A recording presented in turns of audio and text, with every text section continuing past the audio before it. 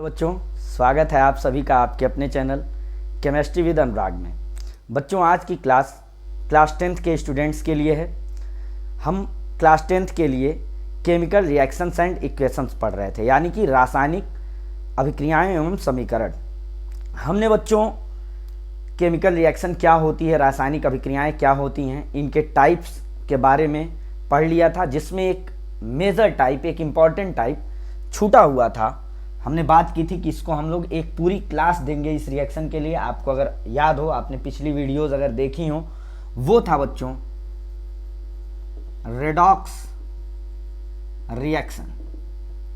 हिंदी में बोलते हैं इसको ऑक्सीकरण अपचयन क्रियाएं, या सिंपली हिंदी में भी रेडॉक्स लिख दिया जाता है। ऐसे आप पाएंगे इसी तरह से लिखा हुआ रेडॉक्स अभिक्रियाएं। ये नाम इतना प्रचलित है, इतना फेमस है कि इसी से यूज कर देते हैं, लेकिन इसका मतलब होता है बच्चों ऑक्सीकरण अपचयन क्रियाएं, अभिक्रियाएं या क्रियाएं। तो ये रेडॉक्स जो है बच्चों, ये दो वर्ड से मिलकर बना हुआ है, एक red and ox. Red ox मतलब लाल बैल मत समझ लीजिएगा, है ना। रेड आता है बच्चों रिडक्शन से, और ऑक्स आता है ऑक्सीडेशन से। ये ऑक्स आया ऑक्सीडेशन से और ये रेड आया रिडक्शन से। मतलब कोई ऐसी क्रिया, कोई ऐसी रिएक्शन जिसमें रिडक्शन और ऑक्सीडेशन हो रहा हो। ऑक्सीडेशन मतलब ऑक्सीकरण हो रहा हो और अपचयन हो रहा हो साथ साथ। ऐसी सारी क्रियाओं को आप नाम देंगे रेडॉक्स रिएक्शंस। जहां कहीं भी रिडक्शन और ऑक्सीडेशन एक साथ हो रहा होगा, ऑक्सीकरण और अपचयन एक साथ साथ हो रहा होगा, उन रिएक्शंस को आप नाम देते हो रेडॉक्स रिएक्शन। ये नाम से ही क्लियर है, इसमें बताने जैसा बहुत कुछ था नहीं, बट फिर भी हम लोगों ने इसको ब्रेक किया रेड एंड ऑक्स, अपचयन और ऑक्सीकरण में। अब सवाल ये उठता है कि ऑक्सीडेशन क्या है, ऑक्सीकरण क्या है और रिडक्शन क्या है। इन दोनों को अगर हम समझ लें तो हम समझ जाएंगे कि रेडॉक्स रिएक्शंस क्या है। और फिर एक बात ये है कि हम इसको अलग से पढ़ क्यों रहे हैं। हमने जब उसी पिछली क्लास जो हम लोगों ने ली थी, उसमें हम लोगों ने डिकम्पोजिशन, विघटन अभिक्रियाएं, कॉम्बिनेशन, डिस्प्लेसमेंट, डबल डिस्प्लेसमेंट वगैरह पढ़ा था। तो फिर रेडॉक्स को हमने तभी क्यों नहीं पढ़ लिया? इसलिए बच्चों क्योंकि ये ऐसी रिएक्शन है, रेडॉक्स रिएक्शन एक ऐसी रिएक्शन है जिसको हमें अपने डेली लाइफ में तमाम एग्जाम्पल्स देखने को मिलते हैं। अपने दैनिक जीवन में हम इसके उदाहरण देखते हैं। तो आइए समझते हैं कि ऑक्सीडेशन क्या है और रिडक्शन क्या है। दोनों को हम साथ साथ समझने वाले हैं, तभी जाके इसका मजा आने वाला है ना, आपको ज़्यादा क्लियर होगा। और ये आने वाले वक्त के लिए, जैसे आप 11th 12th में पहुँचेंगे तो रेडॉक्स रिएक्शंस के बहुत सारे एग्जाम्पल्स मिलेंगे। या कोई भी कंपाउंड आप पढ़ोगे, एथिल अल्कोहल, एस्टल्डिहाइड, आप हेलो एल्केन, हेलो एरिन पढ़ोगे, एल्केन्स पढ़ोगे, तो उनके ऑक्सीडेशन और रिडक्शन को आपको करा के दिखाना होता है कि ये रहा इसका रिडक्शन, ये रहा इसका ऑक्सीडेशन। तो ये हमें समझ लेना बहुत जरूरी है। तो ऑक्सीडेशन एंड रिडक्शन,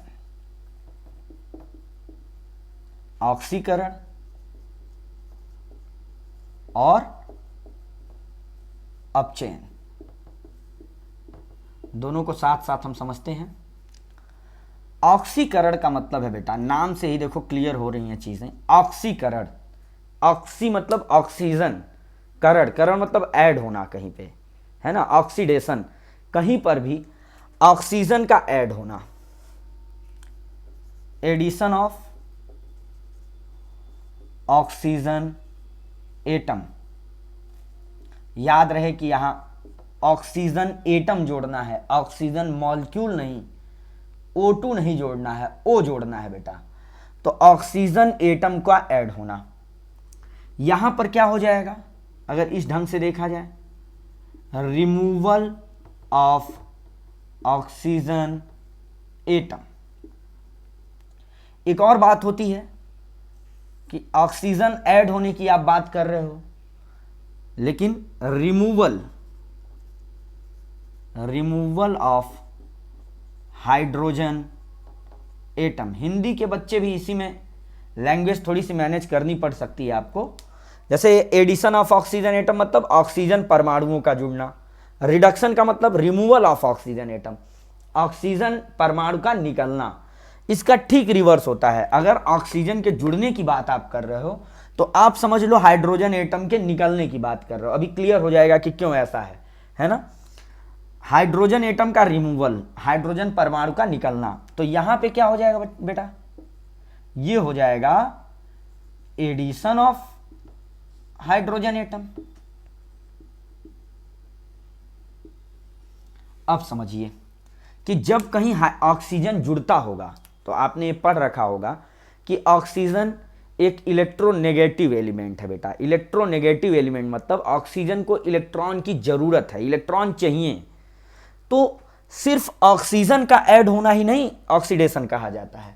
ऑक्सीजन और इसके जैसे एलिमेंट्स, इसके जैसे का मतलब कोई भी इलेक्ट्रोनेगेटिव एलिमेंट जैसे क्लोरीन, फ्लोरीन, नाइट्रोजन, सल्फर, ये सब भी जब ऐड होते हैं तो उसको आप ऑक्सीडेशन का ही नाम देते हो।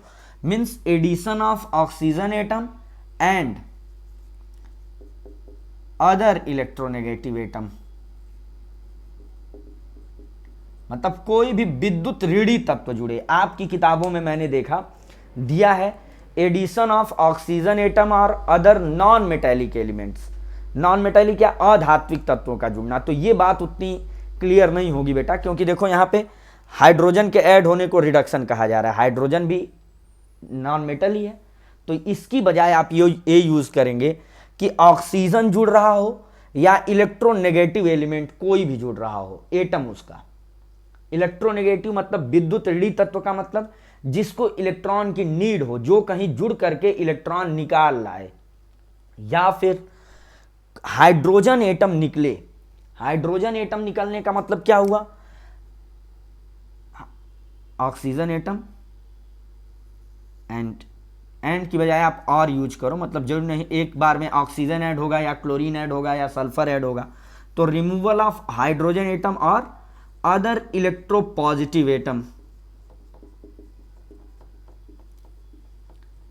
मतलब यह है कि ऑक्सीजन जुड़ा या कोई दूसरा ऋणी तत्व जुड़ा, कोई दूसरा इलेक्ट्रोनेगेटिव एटम जुड़ा, या फिर हाइड्रोजन निकला या हाइड्रोजन के जैसा कोई, जैसा मतलब कोई इलेक्ट्रॉन देने वाला निकल गया, लिथियम, सोडियम, जिंक, कोई मेटल निकल गई है ना।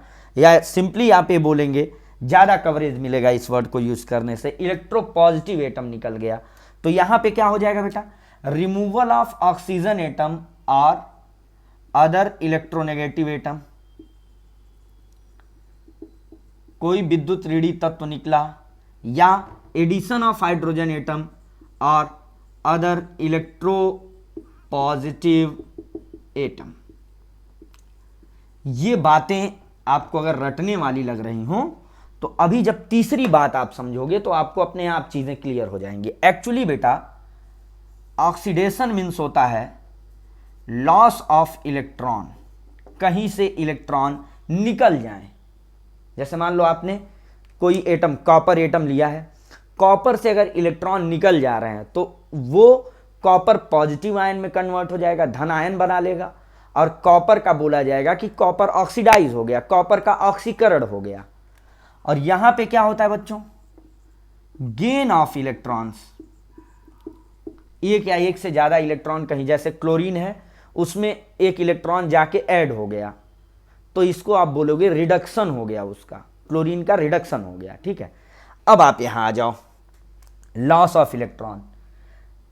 तो आपने लिखा एडिशन ऑफ ऑक्सीजन एटम और इलेक्ट्रोनेगेटिव एटम। इलेक्ट्रोनेगेटिव एटम्स को किसकी दरकार होती है, इलेक्ट्रॉन्स की दरकार होती है, उन्हें इलेक्ट्रॉन चाहिए। और ऑक्सीडेशन का मतलब क्या है, लॉस ऑफ इलेक्ट्रॉन। तो कहीं जब ऑक्सीजन जाके जुड़ेगा तो उनसे इलेक्ट्रॉन खींच लेगा कि नहीं, तो अगर इलेक्ट्रॉन खींच लिया तो ऑक्सीडाइज कर दिया। और यहां क्या है, रिमूवल ऑफ हाइड्रोजन या इलेक्ट्रोपॉजिटिव एटम। इलेक्ट्रोपॉजिटिव एटम्स जो है बेटा वो इलेक्ट्रॉन देने वाले होते हैं। अगर कोई इलेक्ट्रॉन देने वाला चला गया तब तो अपना इलेक्ट्रॉन लेके गया ना, इलेक्ट्रॉन लेके गया मतलब लॉस ऑफ इलेक्ट्रॉन, मतलब ऑक्सीडेशन। और यहां क्या है, यहां सारी बातें पलट गई। रिमूवल ऑफ ऑक्सीजन एटम और इलेक्ट्रोनेगेटिव एटम।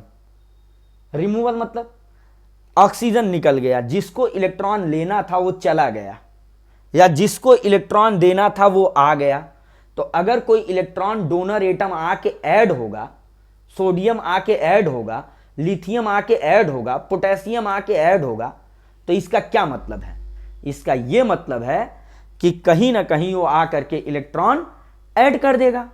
इलेक्ट्रॉन ऐड कर देगा तो वो रिड्यूस कर देगा। तो ये बात आप याद रखिए, loss of electron means oxidation, gain of electron means reduction.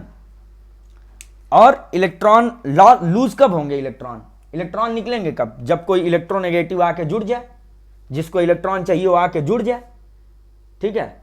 तो इलेक्ट्रॉन आके जुड़ गया तो इलेक्ट्रॉन ले गया, नेगेटिव एटम आके जुड़ गया, इलेक्ट्रॉन ले गया, ऑक्सीडाइज हो गया, ऑक्सीकृत हो गया।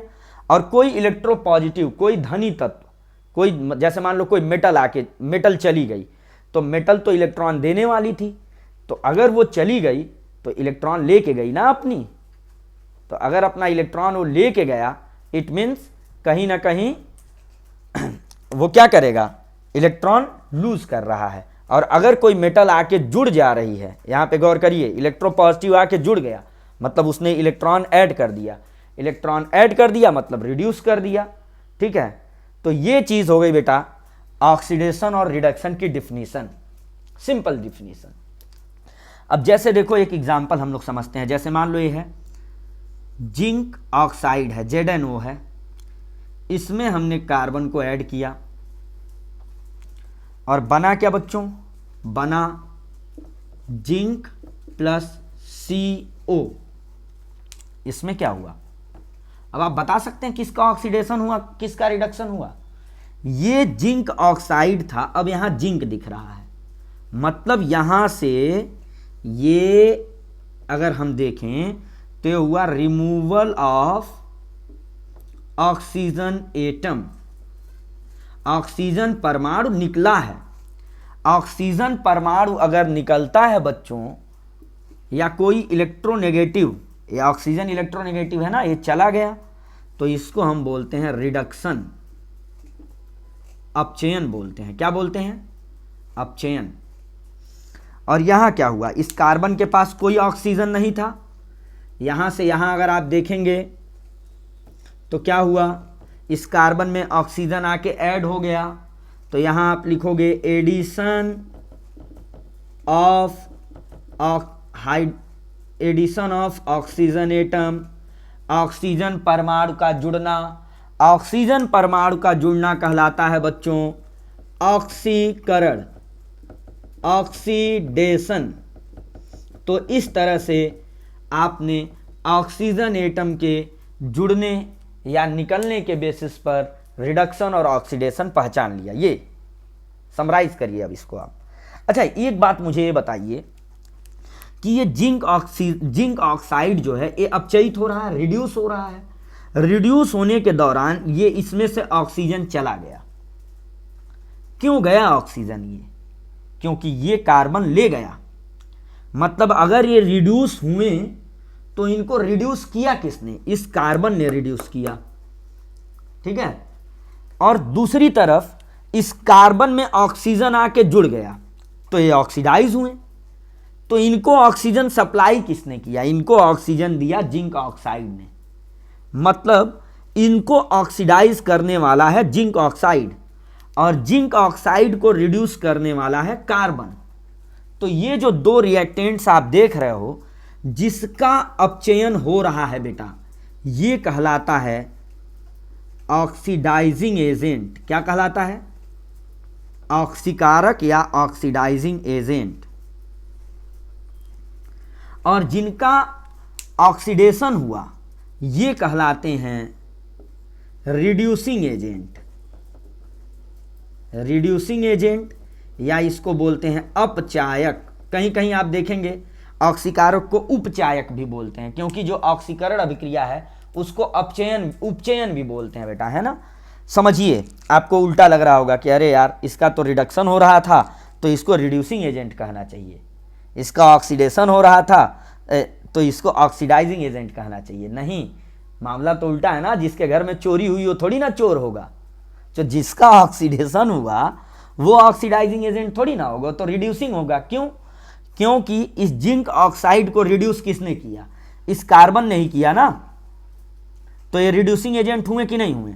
इस जिंक ऑक्साइड के रिडक्शन के पीछे वजह कौन बना? कार्बन बना, क्योंकि ऑक्सीजन झटक ले गया यहां से, है ना।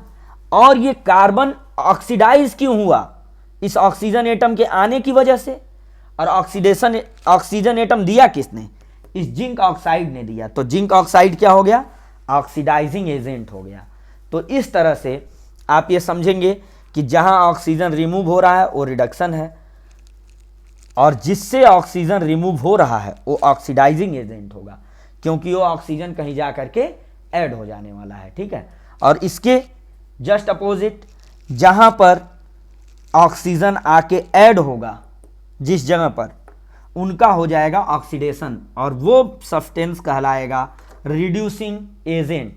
इसी तरह से आप हाइड्रोजन के बेसिस पर भी कर सकते हैं ना। एक काम आप जरूर करिए कि इसका आप स्क्रीनशॉट लीजिए, क्योंकि ये आपने समराइज करके रखा हुआ है बेटा, रिडक्शन और ऑक्सीडेशन को, है ना।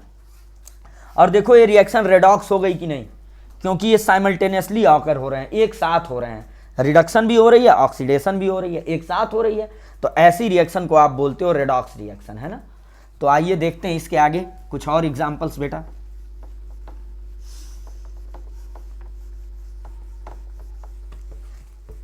आप अच्छे ढंग से एग्जांपल्स इनके देख लेंगे तो आगे आपको बहुत सारे टॉपिक्स में मदद मिलने वाली है इससे।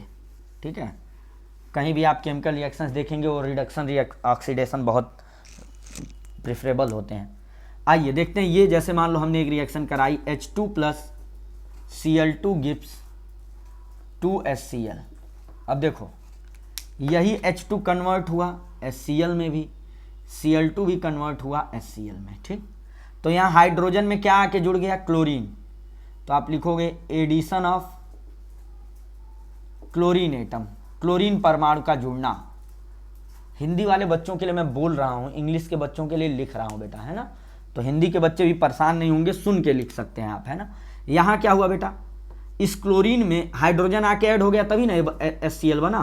तो ये हो गया एडिशन ऑफ हाइड्रोजन एटम। अब याद करिए, यहां तो ऑक्सीजन नहीं जुड़ा, तो अगर आप सिर्फ ऑक्सीजन के बेसिस पे डिफिनीशन पढ़े हुए हैं तो मामला गड़बड़ा जाएगा। मैंने बात की कि ऑक्सीजन एक इलेक्ट्रोनेगेटिव एटम है, वो इलेक्ट्रॉन खींच लेता है, तो भाई क्लोरीन भी तो इलेक्ट्रॉन खींचने वाला है। तो यहां एक इलेक्ट्रोनेगेटिव एटम ऐड हो रहा है, तो इनका हो गया बेटा ऑक्सीडेशन। और यहां हाइड्रोजन ऐड हो रहा है, ये इलेक्ट्रॉन देगा किसी को, तो ये हो गया इसका क्या? रिडक्शन, अपचयन हो गया। इसका हो गया ऑक्सीकरण हाइड्रोजन का, और ये अपचयन हो गया। मतलब H2 जब HCl में बदल रही है तो ये ऑक्सीकृत हो रही है, और Cl2 जब HCl में बदल रही है तो ये अपचयित हो रही है बेटा, ये चीज है। अब समझो आप, H2 का हुआ ऑक्सीडेशन, तो क्या ये ऑक्सीडाइजिंग एजेंट होंगे? नहीं, इनके घर चोरी हुई है, ये चोर नहीं है, इनका ऑक्सीडेशन हुआ है, तो ये रिड्यूसिंग एजेंट होंगे। ये क्या होंगे? रिड्यूसिंग एजेंट, यानी कि अपचायक, क्योंकि क्लोरीन का रिडक्शन इन्हीं की वजह से हो रहा है। और ये क्या हो गया बेटा? ये हो गया ऑक्सीडाइजिंग एजेंट, ऑक्सीकारक हो गया। क्यों ऑक्सीकारक क्यों हो गया? क्योंकि H2 का हो रहा था ऑक्सीडेशन, ऑक्सीडेशन के पीछे वजह क्या थी? क्लोरीन एटम का ऐड होना। तो क्लोरीन एटम आया कहां से था? Cl2 से आया था, तो ये हो गया ऑक्सीडाइजिंग एजेंट। तो इस तरीके से आप जो है बेटा, एक चीज आप समझ लीजिएगा कि आपसे ये भी क्वेश्चन पूछा जा सकता है कि एक एग्जाम्पल देगा, कोई रिएक्शन देगा और पूछेगा इसमें से ऑक्सीडाइजिंग एजेंट कौन है और रिड्यूसिंग एजेंट कौन है। जैसे आपसे मान लो यही रिएक्शन पूछ दिया, CuO प्लस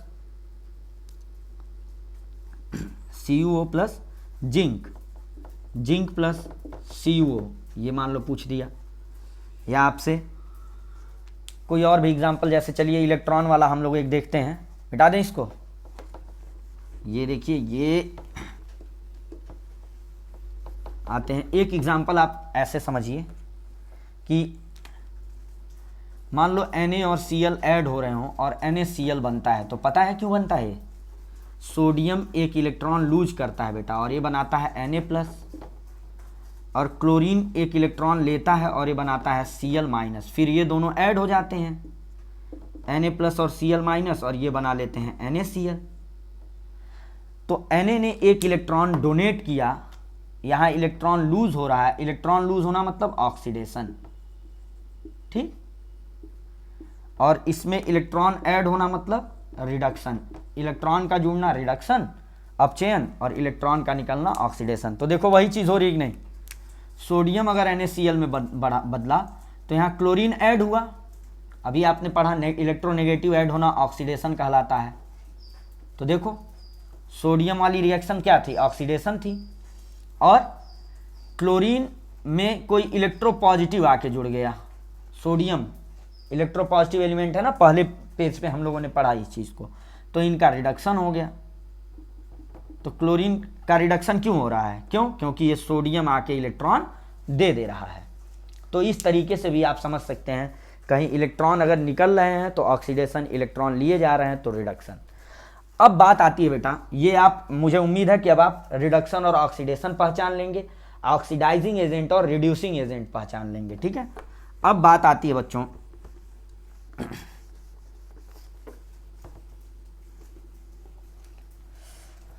इसके बाद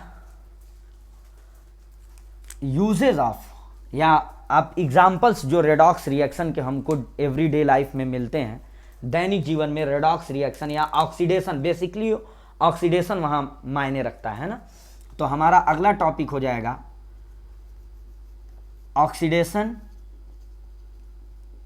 इन एवरीडे लाइफ। आपने जब अपनी बुक्स देखी होंगी या आपने अपने स्कूल में कभी डिस्कशन किया होगा तो ये जरूर ये टॉपिक डिस्कस हुआ होगा बेटा, और आप देखे होंगे कि बहुत चर्चा में रहता है ये टॉपिक, है ना। दैनिक जीवन में ऑक्सीडेशन के, ऑक्सीकरण के उदाहरण, तो दो उदाहरण आपको बहुत ज़्यादा मिलते हैं, मिलते तो हमको सैकड़ों हैं बेटा, दो हमारे लिए बहुत कॉमन है। एक है बेटा कोरोजन और दूसरा है रैंसिडिटी। इसको बोलते हैं धातु अपक्षय बेटा, और इसको बोलते हैं विकृत गंधिता। तो मैं तो यही कहूँगा कि आप हिंदी जानने की बजाय इसकी इंग्लिश ही जानते रहिए, है ना। कोरिजन का एक एग्जाम्पल होता है बेटा जंग लगना, रस्टिंग, इसका एक एग्जाम्पल होता है रस्टिंग, है ना। चलिए समझ लेते हैं दोनों क्या है। जैसे देखिए कोरिजन जो है बेटा, इसमें कोरिजन जैसे मान लो ये कोई मेटल सरफेस है, तो इस पे एयर, ऑक्सीजन, नाइट्रोजन वगैरह, एयर मतलब एयर में basically oxygen O2, moisture, moisture मतलब H2O, नमी जो है, या फिर किसी केमिकल जैसे कोई एसिड वगैरह आके अगर इस पर गिरता रहे तो ये क्या होगा, ये मेटल डिप्लेट होती है बेटा। डिप्लेट होने का मतलब जो मेटल है वो कन्वर्ट हो जाती है अपने किसी कंपाउंड में, किसी दूसरे यौगिक में बदल जाती है, या उसकी परत हट जाती है, ठीक है, जिसको आप बोलते हो कोरिजन। इंग्लिश में आप डिफिनीशन रटे भी होंगे, मुझे लगता है कि when a metal surface is gradually eaten up by air, moisture और some chemicals like acid is called corrosion. तो इसको आप समझिए भी कि कोई मेटल सरफेस है, अगर मान लो इसमें हम कोई एसिड गिराएं या मान लो ऑक्सीजन और एयर मॉइस्चर के कांटेक्ट में रखें, तो ऑक्सीजन और मॉइस्चर इससे लगातार रिएक्ट करेंगे। तो अगर ये आयरन है तो आयरन ऑक्साइड में बदल जाएगा। जैसे कॉपर है, मान लो कॉपर या चांदी, आपने घरों में देखा होगा, आपकी घर में लेडीज़ पहनती होंगी पायल, तो एक वक्त के बाद वो काला पड़ जाता है बेटा। पता है ऐसा क्यों होता है? क्योंकि वो जो चांदी है वो आपके एटमॉस्फेयर में प्रेजेंट सल्फर से रिएक्ट करता है, सल्फर की जो भी गैसेज हैं उनसे रिएक्ट करता है, सल्फर डाइऑक्साइड वगैरह से रिएक्ट करता है, और वो सिल्वर का सल्फाइड बनाता है, सिल्वर सल्फाइड बनाता है।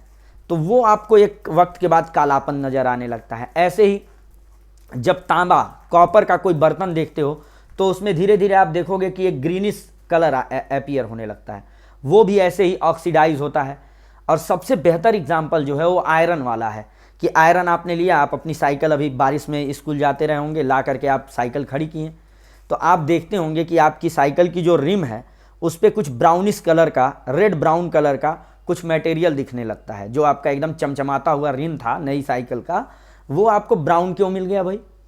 जो आयरन था बेटा, उसने एयर और मॉइस्चर से रिएक्ट किया। दोनों जरूरी हैं, हवा भी होनी चाहिए और नमी भी होनी चाहिए, तभी वो रिएक्शन पूरी होगी। जैसे आप एक लोहे की कील ले लो और उसको पानी में डुबो दो, तो उतना रस्टिंग उसकी नहीं होने वाली है।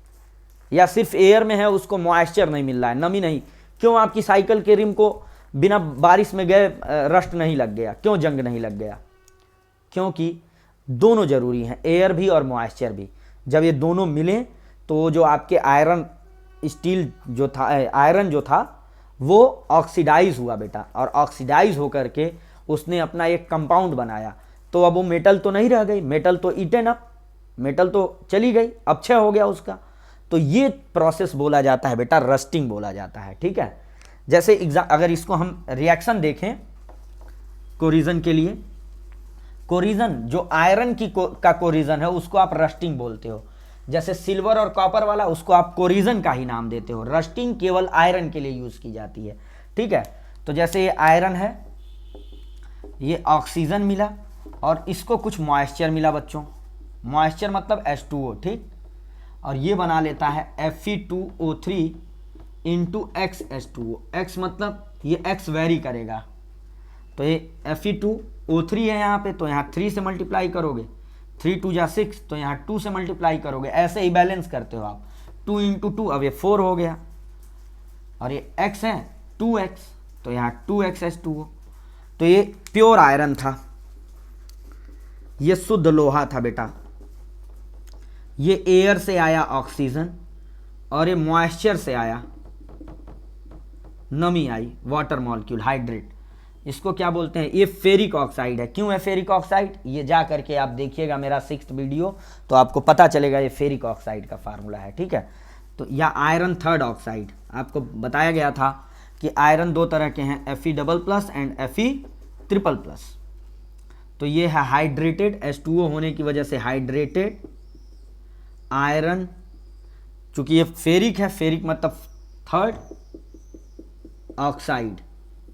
ये जंग का फार्मूला है बेटा, रस्ट का फार्मूला है, ये जंग का सूत्र है। एक चीज मुझे आप ये बताएं कि जब जंग लगा तो आयरन का वेट बढ़ा होगा या कम हुआ होगा?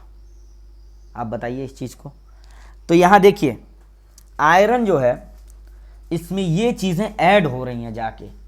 तो जब कभी रस्टिंग होती है तो आपको भले लगता हो कि उसका मास कम हो रहा है, बट एक्चुअली आयरन का मास क्या हो रहा होता है? बढ़ रहा होता है। अब इसको आप कैसे प्रिवेंट करते हो रस्टिंग को? कि उसका पेंट कर दो। जैसे हम घरों में रेलिंग वगैरह देखते हैं, उसकी पेंटिंग क्यों की जाती है? कि वो रस्टिंग ना हो। या एक प्रोसेस होता है गैल्वेनाइजेशन। गैल्वेनाइजेशन मतलब कैथोड एनोड में आयरन रॉड और जिंक रॉड रख करके इलेक्ट्रिक पास किया जाता है। तो जिंक की रिएक्टिविटी ज़्यादा होती है, आयरन के ऊपर आके एक सरफेस बना लेगा अपना। तो इसका क्या मतलब है? जिंक को तो आप कोरोड नहीं कर पाओगे ऑक्सीजन और वाटर से, तो वो आयरन को बचा देता। और सबसे बेहतर जो तरीका है वो है बेटा एक एलॉय बनाना। कि आयरन के साथ हमने क्या किया? कार्बन, निकिल वगैरह मिक्स कर दिया, तो वो रस्टिंग से बच जाता है। जैसे आयरन को आपने स्टील में बदल लिया। एलॉय क्या है? एक स्टील क्या है? एक एलॉय है, मिश्र धातु है। तो एक तरीका ये भी होता है कि मिश्र धातु में हम बदल लें उसको, ठीक है। और भी तमाम तरीके हैं, जैसे ग्रीस वगैरह लगाते हैं आप, साइकिल के चेन वगैरह में ग्रीस लगाते हैं, लुब्रिकेंट्स कुछ लगाते हैं, उस पर मॉइस्चर टिके ना, है ना, टिकेगा नहीं तो उसको रस्टिंग नहीं कर पाएगा। तो ये चीज़ इतनी थी रस्टिंग के बारे में। दूसरी है बेटा रैंसिडिटी। रैंसिडिटी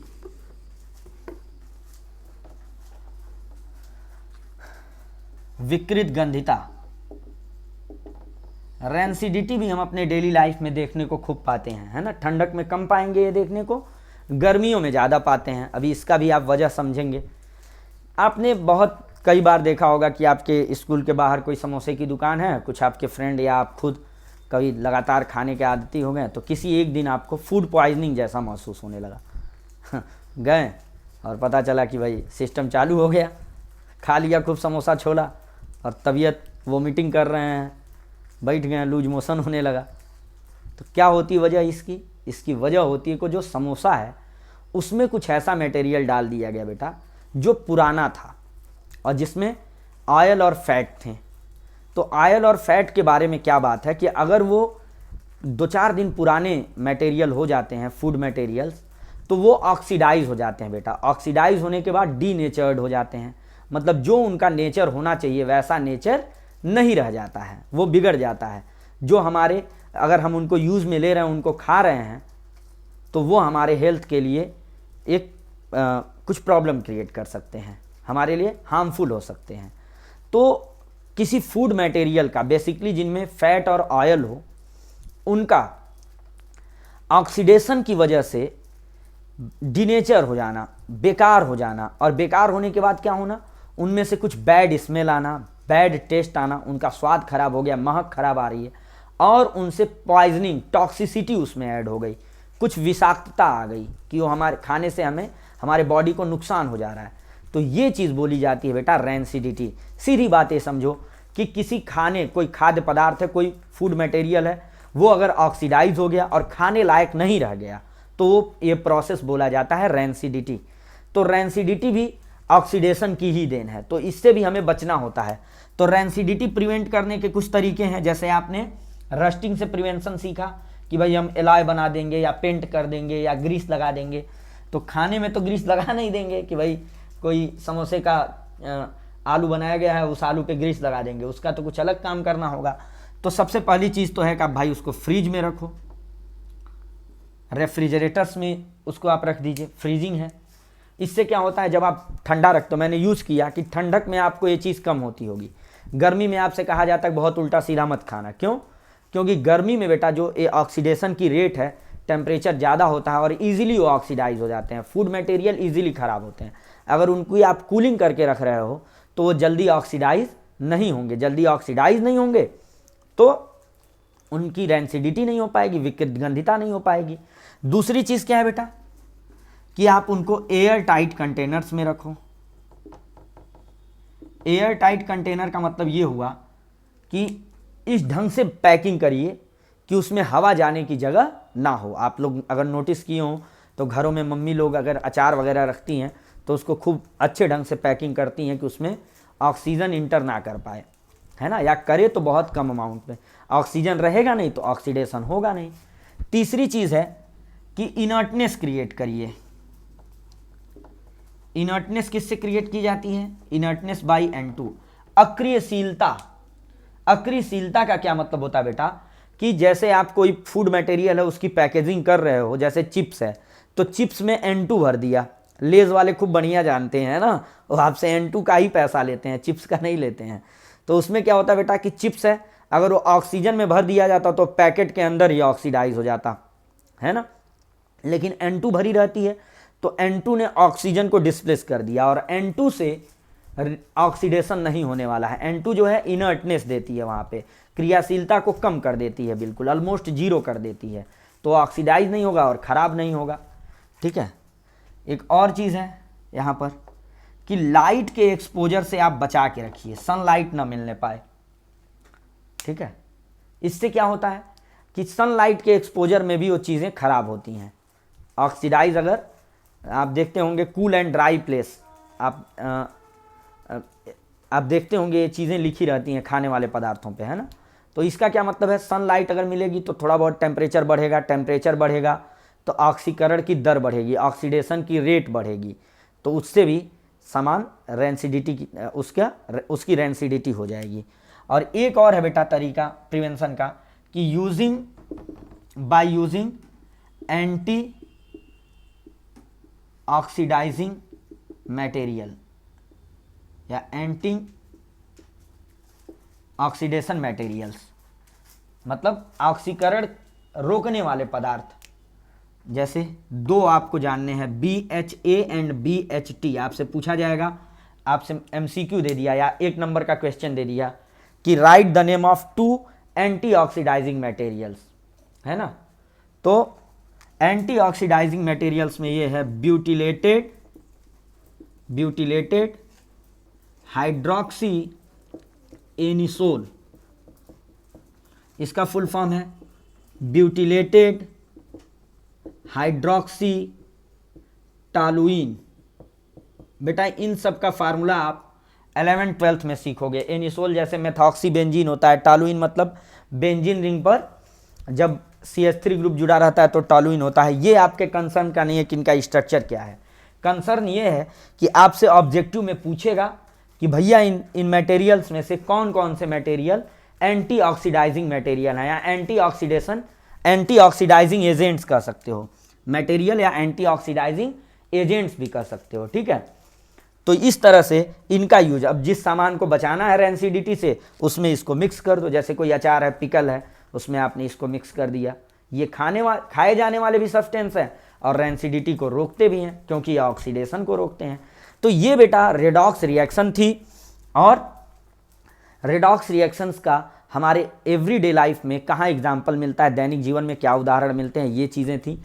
मैं महसूस कर पा रहा हूँ कि वीडियो हो सकता है आपको लेंदी मिल गया हो ये, तो फिर भी एक टॉपिक पे इतना वक्त देना जरूरी मैंने इसलिए समझा क्योंकि आने वाले दिनों में बेटा आपको रिडक्शन और ऑक्सीडेशन की बहुत ज़रूरत पड़ने वाली है। एक और बात बताएं आपको कि कुछ सब्सटेंसेज होते हैं जो रिडक्शन कराते हैं, कुछ ऐसे होते हैं जो ऑक्सीडेशन कराते हैं।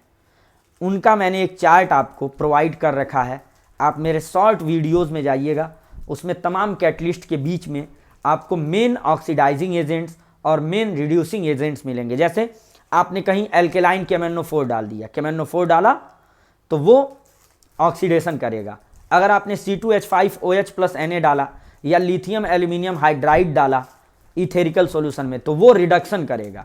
तो एकदम फिक्स मामला है कि कुछ रिड्यूसिंग एजेंट्स हैं मेन, कुछ ऑक्सीडाइजिंग एजेंट्स हैं मेन। वो आपको मैंने एक शॉर्ट वीडियो में प्रोवाइड किया है, तो अगर आप इस वीडियो के लास्ट तक पहुँचें तो उस शॉर्ट वीडियो तक भी आप पहुँचें। और बैलेंसिंग छोड़ के मैंने इस फर्स्ट लेसन को, आपके केमिकल रिएक्शन एंड इक्वेशन को, रासायनिक अभिक्रिया और समीकरण को ख़त्म कर लिया हम लोगों ने। तो इसको देख डालें आप, एक बार पूरा समराइज करके सारे वीडियोस देख लें आपके इस चैप्टर के लिए, जिससे हम लोग एसिड बेस सॉल्ट पे पहुंच सकें।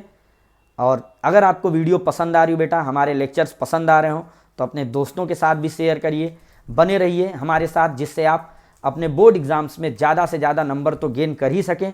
और 11th के लिए आप एक मजबूत बेस तैयार करें, जिससे 11th-12th खूब अच्छे ढंग से आप पढ़ सकें और आने वाले दौर में आप डॉक्टर, इंजीनियर या जो भी नीट JEE देना चाहें उसको केमिस्ट्री में आप बेसिकली फ्री फील करें। बने रहिए हमारे साथ। Thank you.